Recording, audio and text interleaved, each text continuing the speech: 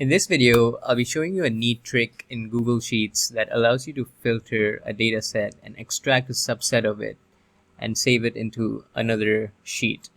So how this works is using the function called filter. So for example, in this data set, let's say I only wanted to look at data that has a closing stock price of 96 or above. So I could just simply use the filter option here and then do something like filter by condition and then specify greater than or equal to 96. And this would give me all this data that is 96 or above. But say I wanted to automatically get this subset of data and save it into another sheet, for instance. Let's say if I wanted to save it in this new tab right here.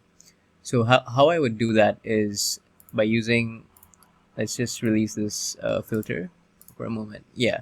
So how I would do that is by using a function called filter.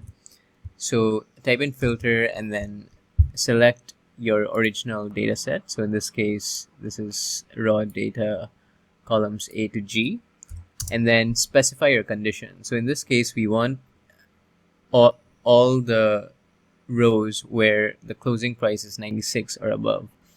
So that is column E, and I want column E to be greater or equal to 96, and then hit enter.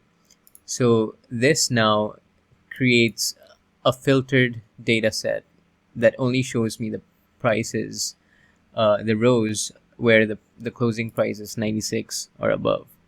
So this is a very neat trick in Google Sheets if you want to take a larger data set and essentially create a subset of the data and save it in another location without having to copy paste it manually.